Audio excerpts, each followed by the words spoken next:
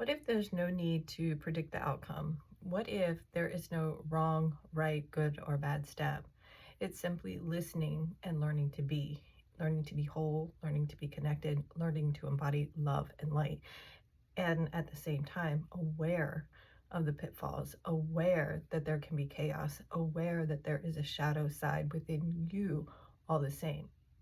I'm getting that you're in like this beautiful transformation period, that there has been some clearing, perhaps in the third chakra, perhaps in the way you connect with others, the way you connect with the outside world. So you might feel like the outside world is crumbling. And what I'm taking away from these physical changes in your reality is that there are timeline collapses to where the divine is like, in a sense, putting up the bumper guards, putting up the barriers so that you can't make a wrong turn. So it's time to sit back and trust and integrate the knowledge that they're giving you. Your dreams can be helping you move this along.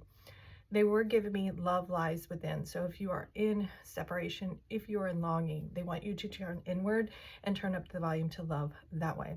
Love can show itself in so many different forms. So there might be a passion project, there might be something within your home, a home itself, a workplace in the community that you're feeding love into to help something build. You might have wanted to manifest something. This could be you could be a chosen one now manifesting something that a seed that was planted before you arrived here on this planet. And it's like all these experiences you have are bringing you back to yourself. They are activating memories of chosen timelines, and it's your choice to step into this energy and choose to rebuild with the knowledge you receive with these upgrades. I was getting this song Nothing But a G thing, and the lyrics that just like kept coming out, like it wasn't the whole song, it was just chill till the next episode. It's like something else is coming to play. There could be a plan B that gets revealed to you. Whatever it is, it's like you might be think of it like this: you might be binge watching a series, and you have to wait for the next series to be released. It's like you just put on pause, and the divine doesn't want you operating on autopilot. They need you. They said expansive. You're meant to be expansive, but I feel like the message I've been receiving is you're supposed to remain tuned into the moment rather than in this predictive feeling, or this wanting to control an outcome, wanting to overthink it. So much easier said than done. A poem came to mind. I'll share that with you. Quietness from Rumi. Inside this new love, die. Your way begins on the other side. Become the sky. Take an axe to the prison wall. Escape. Walk out like someone suddenly born into color.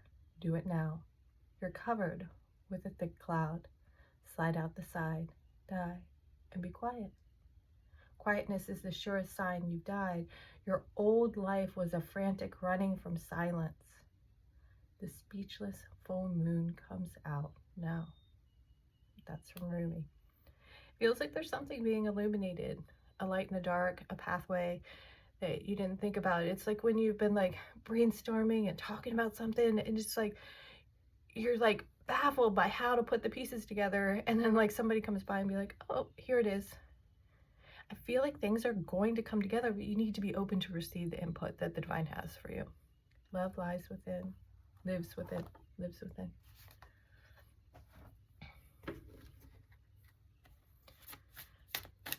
Instant. I feel like life is going to change in an instant. In a beautiful way. It could be after this pause, after this breakthrough.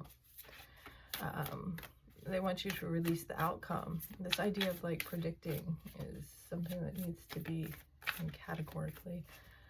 I don't know. I have no idea. But this is you becoming the real you, embodying a new frequency, letting go of the old, fearing justification, change.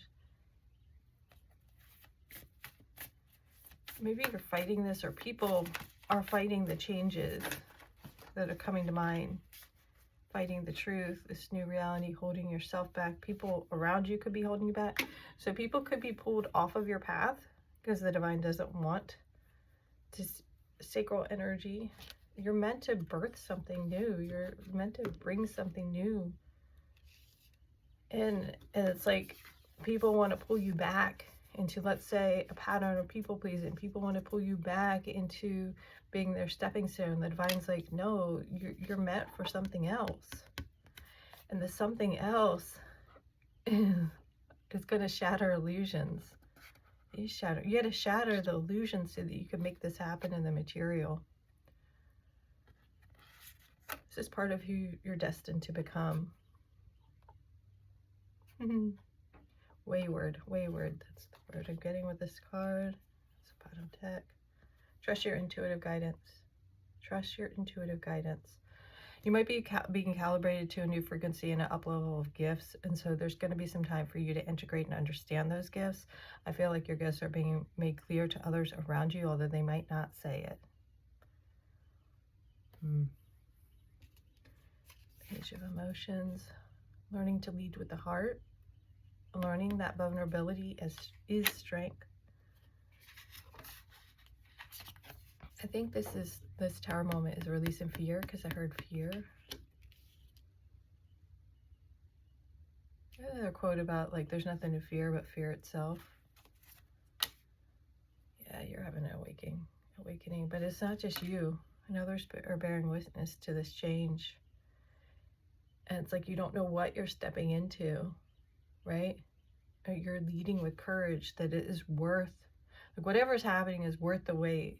You know, it's worth making this transition, this step. And there's hurdles. They're saying there's hurdles.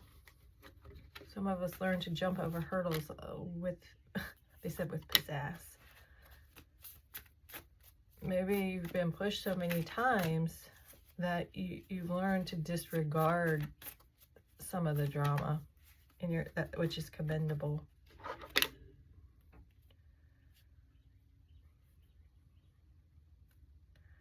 Back and forth, committing. You're meant to make a commitment. This is like through the looking glass.